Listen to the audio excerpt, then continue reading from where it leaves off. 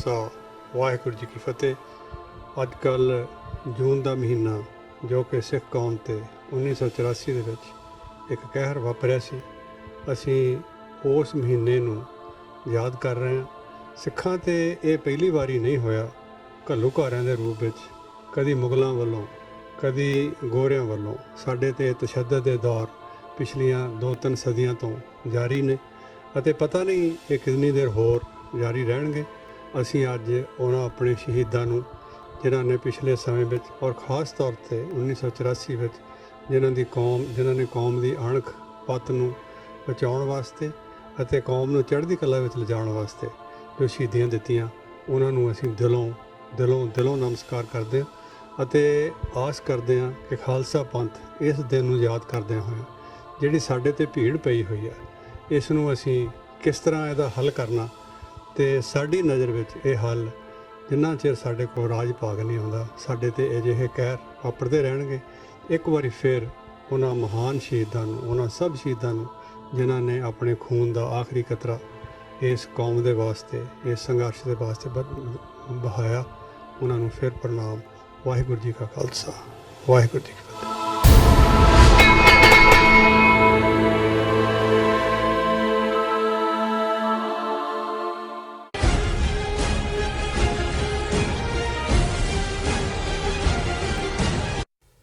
Viewers, welcome back in our programme.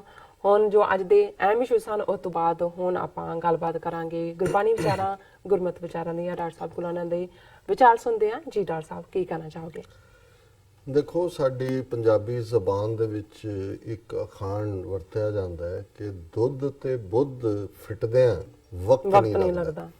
ਔਰ ਫਿਰ ਸਿਆਣੀਆਂ ਮਾਈਆਂ ਇਹ ਗੱਲ ਕਹਿੰਦੀਆਂ ਸੀ ਕਿ ਦੁੱਧ ਦੇ ਵਿੱਚ ਸਿਰਕੇ ਦੀ ਇੱਕ ਬੂੰਦ ਪੈ ਜਾਏ ਜਾਂ ਨਿੰਬੂ ਪੈ ਜਾਏ ਇੱਕ ਬੂੰਦ, ਉਹ ਦੁੱਧ ਨੂੰ ਫਟਾ ਦਿੰਦਾ। ਤੇ ਇਸੇ ਤਰ੍ਹਾਂ ਜਿਹੜੀ ਬੁੱਧ ਹੈ ਜਾਂ ਅਕਲ ਹੈ, ਤੁਸੀਂ ਜਿੰਨਾ ਮਰਜ਼ੀ ਇਸ ਨੂੰ ਸੰਭਾਲ ਕੇ ਰੱਖਦੇ ਹੋ, ਜਿਹੜੀ ਕੁਸੰਗਤ ਹੈ ਜਾਂ ਮਾੜੀ ਸੰਗਤ ਹੈ, ਉਸ ਦੇ ਵਿੱਚ ਪੈਂਦਿਆਂ ਹੀ ਤੁਹਾਡੀ ਬੁੱਧੀ ਭ੍ਰਿਸ਼ਟ ਜਾਂਦੀ ਹੈ। ਬਿਲਕੁਲ। ਔਰ ਜਿਵੇਂ ਫਿਰ ਜਿਹੜਾ ਦੁੱਧ ਖਰਾਬ ਹੋਇਆ ਉਹ ਵਾਪਸ ਦੁੱਧ ਤਾਂ ਨਹੀਂ ਬਣਦਾ, ਔਰ ਜਦੋਂ ਬੁੱਧੀ ਭ੍ਰਿਸ਼ਟਦੀ ਹੈ ਫਿਰ ਤੁਹਾਡਾ ਚਾਲ ਚਲਨ, ਤੁਹਾਡਾ ਰਹਿਣ ਸਹਿਣ, ਤੁਹਾਡਾ ਸਾਰਾ ਹੀ ਜਿਹੜਾ ਆਲਾ ਦੁਆਲਾ ਸਮਾਜਕ, ਉਹ ਸਭ ਕੁਝ ਹੀ ਵਿਗੜ ਜਾਂਦਾ। ਔਰ ਜਿਹੜੀ ਭ੍ਰਿਸ਼ਟੀ ਬੁੱਧੀ ਵਾਲਾ ਬੰਦਾ ਹੈ, ਉਹ ਪਰਿਵਾਰ ਦੇ ਲਈ ਵੀ ਤੇ ਸਮਾਜ ਦੇ ਲਈ ਵੀ ਇੱਕ ਕਲੰਕ ਹੁੰਦਾ ਹੈ।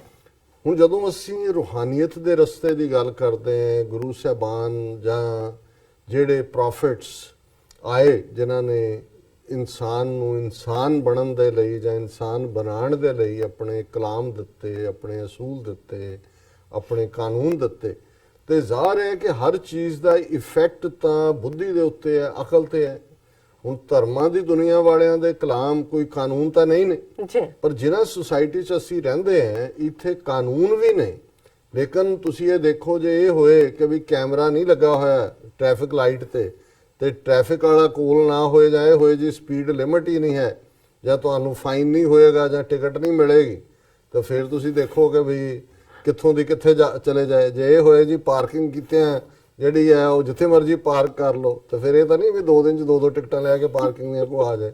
ਸੋ ਕੁੱਲ ਮਿਲਾ ਕੇ ਜਿਹੜਾ ਅੱਜ ਸ਼ਬਦ ਹੈ ਆਸਾ ਰਾਗ ਦਾ, ਮੈਂ ਦੇਖ ਰਿਹਾ ਸੀ ਸ਼ਬਦ ਛੋਟੇ, ਪਰ ਅਲਟੀਮੇਟਲੀ ਮੈਸੇਜ ਇਹ ਹੈ ਵੀ ਕਿਵੇਂ ਅਲਟੀਮੇਟਲੀ ਗੱਲ ਅਕਲ ਨਾਲ ਜੁੜੀ ਹੋਈ ਹੈ, ਔਰ ਉਹ ਅਕਲ ਗੁਰੂ ਦੀ ਸਿੱਖਿਆ ਦੇ ਨਾਲ ਹੀ ਠੀਕ ਰਸਤੇ ਤੇ ਰਹਿ ਸਕਦੀ। ਆਸਾ ਰਾਗ ਦਾ ਸ਼ਬਦ ਹੈ 5ਵੇਂ ਪਾਤਸ਼ਾਹ ਦਾ, ਬੁੱਧ ਪ੍ਰਗਾਸ ਭਈ ਮਤ ਪੂਰੀ, ਤਾਂ ਤੇ ਬਿਨਸੀ ਦੁਰਮਤ ਦੂਰੀ, ਐਸੀ ਗੁਰਮਤ ਪਾਈਲੇ, ਬੂਡਤ ਘੋਰ ਅੰਧਕੂਪ ਮੈਂ, ਨਿਕਸਿਓ ਮੇਰੇ ਭਾਈ ਰੇ। ਕਿ ਮੈਂ ਐਸੀ ਗੁਰੂ ਦੀ ਮੱਤ ਨੂੰ ਪਾਇਆ। ਰਹਾਉ ਦੀ ਤੁਕ ਹੈ ਜਿਹੜਾ ਸੈਂਟਰਲ ਆਈਡੀਆ ਹੁੰਦਾ, ਕਿ ਗੁਰੂ ਨੇ ਆਪਣੀ ਬਖਸ਼ਿਸ਼ ਕਰਕੇ ਮੈਨੂੰ ਐਸੀ ਮੱਤ ਦਿੱਤੀ, ਐਸੀ ਗੁਰਮਤ ਪਾਈ ਲੈ, ਮੈਂ ਐਸੀ ਗੁਰਮਤ ਪਾਈ, ਗੁਰੂ ਦੇ ਲਫ਼ਜ਼ਾਂ ਦੀ, ਗੁਰੂ ਦੇ ਗਿਆਨ ਦੀ ਰੋਸ਼ਨੀ ਮੇਰੇ ਅੰਦਰ ਆਈ। ਬੂਡਤ ਘੋਰ ਅੰਧਕੂਪ ਮੈਂ, ਬੂਡਤ ਜਿਹਨੂੰ ਅਸੀਂ ਆਪਣੇ 'ਚ ਡੁੱਬਣਾ ਕਹਿੰਦੇ ਹਾਂ, ਇਸੇ ਤਰ੍ਹਾਂ ਇਹ ਜਿਹੜੀ ਬਨਾਰਸ ਗੰਗਾ ਜਮਨਾ ਤਹਿਜ਼ੀਬ ਦੇ ਵਿੱਚ ਕਿਤੇ ਬਹੁਤ ਸਾਰੀ ਕਬੀਰ ਸਾਹਿਬ ਦੀ ਬਾਣੀ 'ਚ ਵੀ ਲਫ਼ਜ਼ ਬੂਡਤ ਆਇਆ ਵੀ, ਜਿਵੇਂ ਜਿਨ ਖੋਜਿਆ ਤਿਨ ਪਾਇਆ, ਇਹ ਕਬੀਰ ਬੀਚਕ ਚ ਹੈ। ਜੀ ਜਿਨ ਖੋਜਿਆ ਤਿਨ ਪਾਇਆ, ਗਹਿਰੇ ਪਾਣੀ ਪੈਠ, ਮੈਂ ਬਪਰਾ ਬੂਡਨ ਡਰਾ, ਰਹਾ ਕਿਨਾਰੇ ਬੈਠ। ਕਿ ਜਿਹੜਾ ਪਾਣੀਆਂ ਦੇ ਵਿੱਚ ਉਤਰਿਆ ਉਹੀ ਕੁਝ ਲੈ ਕੇ ਨਿਕਲਿਆ, ਤੇ ਮੈਂ ਵਿਚਾਰਾ ਬਪਰਾ ਬੂਡਨ ਡਰਾ, ਕਿ ਮੈਂ ਡੁੱਬ ਨਾ ਜਾਵਾਂ, ਰਹਾ ਕਿਨਾਰੇ ਬੈਠ, ਮੈਂ ਤਾਂ ਪਾਣੀ ਦੇ ਵਿੱਚ ਉਤਰਿਆ ਹੀ ਨਹੀਂ, ਮਿਲਣਾ ਕੀ ਸੀ ਮੈਨੂੰ। ਸੋ ਗੁਰੂ ਸਾਹਿਬ ਫਰਮਾਉਂਦੇ ਨੇ ਕਿ ਵੀ ਮੈਂ ਐਸੀ ਗੁਰਮਤ ਪਾਈ ਹਲੇ, ਮੈਂ ਇਹੋ ਜਿਹੀ ਗੁਰੂ ਦੀ ਮੱਤ ਮੈਨੂੰ ਮਿਲੀ, ਬੂਡਤ ਘੋਰ ਅੰਧ ਕੂਪ ਮੈਂ। ਘੋਰ ਹੁੰਦਾ ਬਹੁਤ ਡੂੰਘਾ, ਡੈਂਸ, ਅੰਨਾ ਖੂਹ ਜਿਹਨੂੰ ਅਸੀਂ ਕਹਿੰਦੇ ਹਾਂ, ਕਿ ਵੀ ਮੈਂ ਤਾਂ ਇੱਕ ਅੰਨੇ ਖੂਹ ਦੇ ਵਿੱਚ ਡੁੱਬ ਰਿਹਾ ਸੀ। ਨਿਕਸਿਓ ਮੇਰੇ ਭਾਈ ਰਹੇ, ਮੇਰੇ ਭਰਾ, ਮਾਈ ਬ੍ਰਦਰ, ਮਾਈ ਸਿਬਲਿੰਗ। ਮੈਂ ਗੁਰੂ ਦੀ ਬਖਸ਼ਿਸ਼ ਦੇ ਨਾਲ ਜਦੋਂ ਗੁਰੂ ਦੀ ਮੱਤ ਮੈਨੂੰ ਮਿਲੀ ਤੇ ਮੈਂ ਉਸ ਚੋਂ ਨਿਕਲ ਆਇਆ ਔਰ ਕੀ ਹੋਇਆ ਗੁਰੂ ਦੀ ਮੱਤ ਦੇ ਨਾਲ? ਬੁੱਧ ਪ੍ਰਗਾਸ ਭਈ ਮਤ ਪੂਰੀ, ਮੇਰੀ ਬੁੱਧੀ ਐਨਲਾਈਟਨਡ ਹੋਈ, ਪ੍ਰਗਾਸ ਚਾਨਣ ਚ ਆਈ, ਮੇਰੀ ਅਕਲ ਪੂਰੀ ਟਿਕਾਣੇ ਆਈ। ਤਾਂ ਤੇ ਬਿਨਸੀ ਦੁਰਮਤ ਦੂਰੀ। ਦੁਰਮਤ ਹੁੰਦਾ ਹੈ ਮਾੜੀ ਮਤ, ਉਸ ਦੇ ਨਾਲ ਜਿਹੜੀ ਮਾੜੀ ਬੁੱਧੀ ਹੈ ਉਹ ਭੱਜ ਗਈ, ਦੂਰ ਹੋ ਗਈ। ਔਰ ਮਹਾ ਅਗਾ ਅਗਨ ਕਾ ਸਾਗਰ, ਗੁਰ ਬੋਹਿਤ ਤਾਰੇ ਰਤਨਾਗਰ।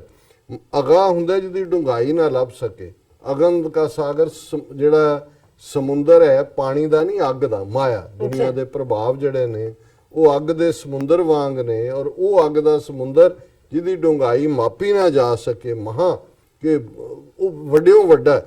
ਗੁਰ ਬੋਹਿਤ ਤਾਰੇ ਰਤਨਾਗਰ, ਕਿ ਗੁਰੂ ਉਹ ਜਹਾਜ਼ ਹੈ, ਉਹ ਬੋਹਿਤ ਹੈ ਜਿਸ ਦਾ ਸਹਾਰਾ ਪਕੜ ਕੇ ਤੁਸੀਂ ਇਸ ਰਤਨਾ ਦੇ ਸਾਗਰ ਵੱਲ ਤੁਰ ਪੈਂਦੇ ਹੋ ਔਰ ਇਸ ਅੱਗ ਦੇ ਸਾਗਰ ਚੋਂ ਨਿਕਲ ਜਾਂਦੇ ਹੋ। ਦੁੱਤਰ ਅੰਧ ਬਿਖਮ ਇਹ ਮਾਇਆ, ਗੁਰ ਪੂਰੈ ਪ੍ਰਗਟ ਮਾਰਗ ਦਿਖਾਇਆ। ਦੁੱਤਰ ਸੰਸਕ੍ਰਿਤ ਦਾ ਇੱਕ ਸ਼ਬਦ ਹੈ, ਦੁਸ਼ਤਰ, ਉਸ ਚੋਂ ਦੁੱਤਰ ਆਇਆ। ਬਹੁਤ ਸਾਰੀ ਥਾਂ ਤੇ ਦੁੱਤਰ ਇਸਤੇਮਾਲ ਹੁੰਦਾ ਹੈ ਕਿ ਦੁੱਤਰ ਅੰਧ ਬਿਖਮ, ਇਹ ਜਿਹੜੀ ਮਾਇਆ ਹੈ ਇਸ ਨੂੰ ਕੱਟਣਾ, ਇਸ ਤੋਂ ਬਚਣਾ ਬਹੁਤ ਮੁਸ਼ਕਲ ਹੈ। ਇਹ ਦੁਸ਼ਤਰ ਹੈ, ਅੰਧ ਬਿਖਮ ਇਹ ਮਾਇਆ, ਇਹ ਬਹੁਤ ਬਿਖਮ ਹੈ, ਖਤਰਨਾਕ ਹੈ, ਇਹ ਫਸਾ ਲੈਂਦੀ ਹੈ। ਕਈ ਥਾਂ ਤੇ ਮੋਹਣੀ ਲਿਖਿਆ, ਕਈ ਥਾਂ ਤੇ ਮਹਾ ਮੋਹਣੀ ਲਿਖਿਆ ਕਿ ਵੀ ਇਹ ਜਿਨ ਵਿਣ ਦੰਤਾਂ ਜੱਗ ਖਾਇਆ, ਵੀ ਕਿਸੇ ਚੀਜ਼ ਨੂੰ ਖਾਣ ਲਈ ਦੰਦ ਚਾਹੀਦੇ ਨੇ, ਬਿਨਾਂ ਦੰਦਾਂ ਤੋਂ ਮਾਈ ਖਾ ਜਾਂਦੀ ਹੈ। ਤਾਂ ਗੁਰੂ ਸਾਹਿਬ ਨੇ ਫਰਮਾਇਆ ਦੁੱਤਰ ਅੰਧ ਬਿਖਮ ਇਹ ਮਾਇਆ, ਗੁਰ ਪੂਰੇ ਪ੍ਰਗਟ ਮਾਰਗ ਦਿਖਾਇਆ। ਪਰ ਜਦੋਂ ਪੂਰੇ ਗੁਰੂ ਦੇ ਲੜ ਲੱਗੇ ਤੇ ਗੁਰੂ ਨੇ ਇਹ ਪੂਰੇ ਸਤਿਗੁਰੂ ਨੇ ਮਾਰਗ ਦੱਸਿਆ। ਜਾਪ ਤਾਪ ਕਛ ਉਕਤ ਨਾ ਮੋਰੀ, ਗੁਰੂ ਨਾਨਕ ਸਰਣਾਗਤ ਤੋਰੀ। ਪੰਜਵੇਂ ਪਾਤਸ਼ਾਹ ਫਰਮਾਉਂਦੇ ਨੇ ਕਿ ਮੇਰੇ ਕੋਲ ਤਾਂ ਨਾ ਜਪ ਸੀ ਨਾ ਤਪ ਸੀ, ਉਕਤ ਹੁੰਦਾ ਦਲੀਲ, ਉਕਤੀ ਸੰਸਕ੍ਰਿਤ ਚ ਕਹਿੰਦੇ ਨੇ, ਨਾ ਮੇਰੇ ਕੋਲ ਜਪ ਸੀ ਨਾ ਤਪ ਸੀ ਨਾ ਦਲੀਲ ਸੀ, ਗੁਰੂ ਨਾਨਕ ਸਰਣਾਗਤ ਤੋਰੀ। ਕਹੇ ਨਿਰੰਕਾਰ ਮੈਂ ਤੇਰੀ ਸ਼ਰਨ ਚ ਆ ਗਿਆ, ਮੇਰੀ ਬੁੱਧੀ ਦਾ ਪ੍ਰਗਾਸ ਹੋਇਆ ਔਰ ਨਿਕਸਿਓ ਮੇਰੇ ਭਾਈ ਰੇ, ਮੈਨੂੰ ਗੁਰੂ ਨੇ ਇਸ ਮਾਇਆ ਦੇ ਅੱਗ ਦੇ ਸਮੁੰਦਰ ਚੋਂ ਬਾਹਰ ਕੱਢ ਲਿਆ, ਬਖਸ਼ਿਸ਼ ਦੇ ਨਾਲ ਕੱਢ ਲਿਆ। ਜੀ ਰਾਜ ਸਾਹਿਬ ਤੁਹਾਡਾ ਬਹੁਤ ਬਹੁਤ ਸ਼ੁਕਰੀਆ। ਤੁਸੀਂ ਅੱਜ ਦੇ ਐਮਿਸ਼ੂ ਤੇ ਅੱਜ ਦਾ ਵਿਚਾਰ ਸਾਡੇ ਦਰਸ਼ਕਾਂ ਨਾਲ ਸਾਂਝਾ ਕੀਤਾ। ਅਸਾਂ ਆਪਣੇ ਵਿਊਅਰਸ ਕੋਲ ਨੇ ਇਜਾਜ਼ਤ। ਵਿਊਅਰਸ, ਸਾਡੇ ਪ੍ਰੋਗਰਾਮ ਦਾ ਸਮਾਂ ਇੱਥੇ ਸਮਾਪਤ ਹੁੰਦਾ। ਤੁਸੀਂ ਆਪਣੀ ਰਾਏ ਤੇ ਸੁਝਾਅ ਸਾਨੂੰ ਭੇਜਣਾ ਭੁੱਲਣਾ ਸਾਡੇ ਇਸ ਪਤੇ ਤੇ sos@tv84.tv ਤੇ।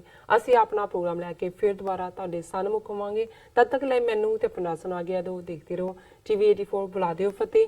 ਵਾਹਿਗੁਰੂ ਜੀ ਕਾ ਖਾਲਸਾ, ਵਾਹਿਗੁਰੂ ਜੀ ਕੀ ਫਤਿਹ।